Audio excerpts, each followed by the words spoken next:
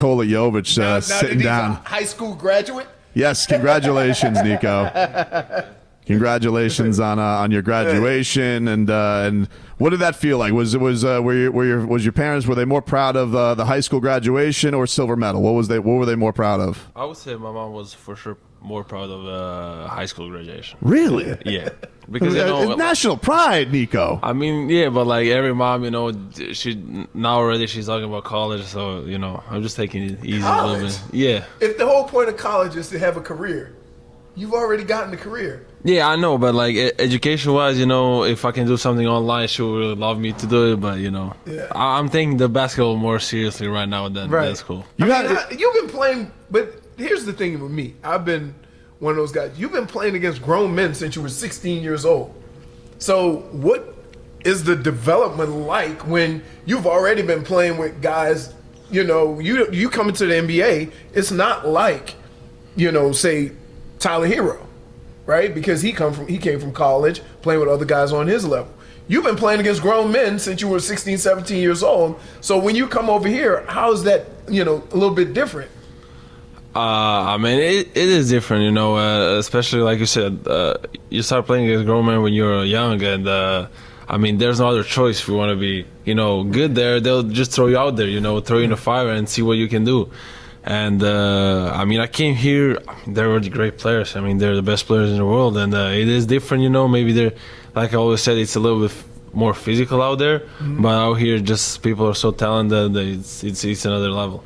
Nikola Jovic joined us here at Miami Media Day. Nikola, you had an incredible run in the World Cup. That video though of you after you guys come up short, and that was crushing for fans to watch you. Like, what was that moment like, man? Because you guys were so damn close to come up that short. Because you looked like you put everything into that tournament. I mean, came up second in the finals, came up second in the World Cup.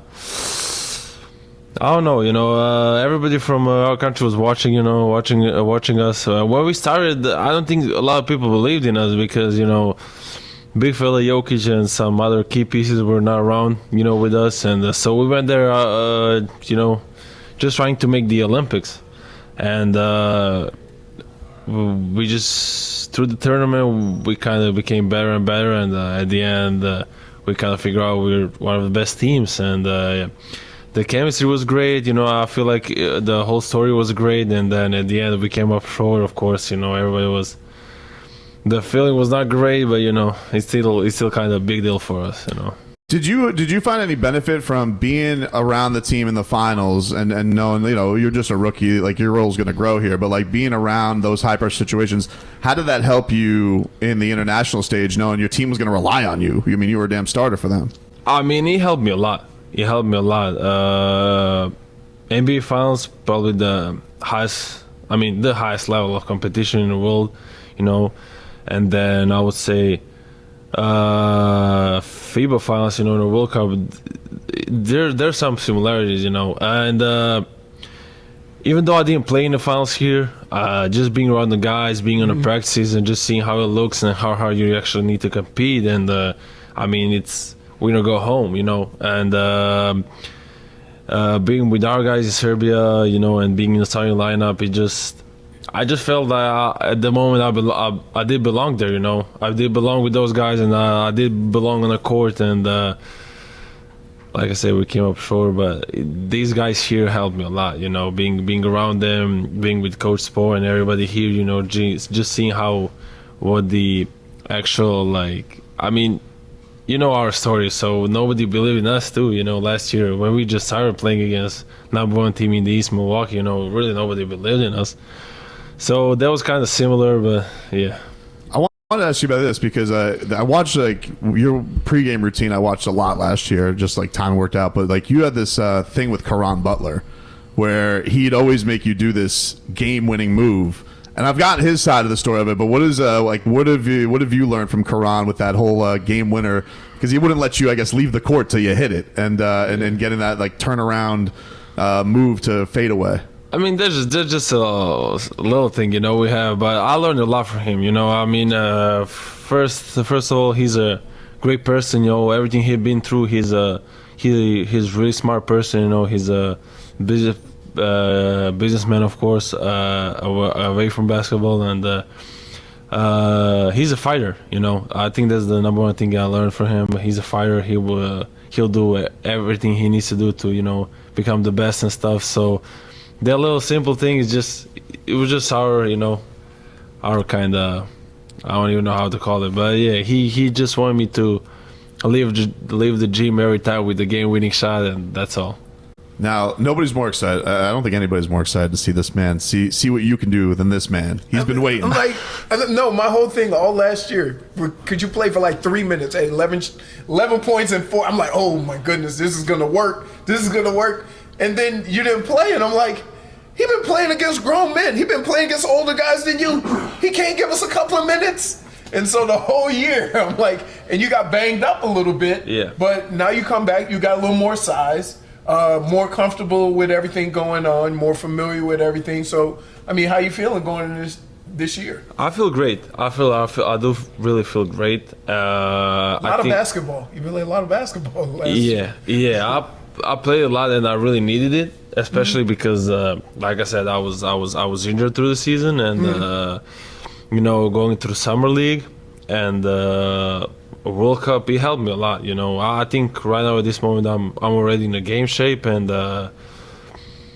I'm ready to see what's the season gonna bring me.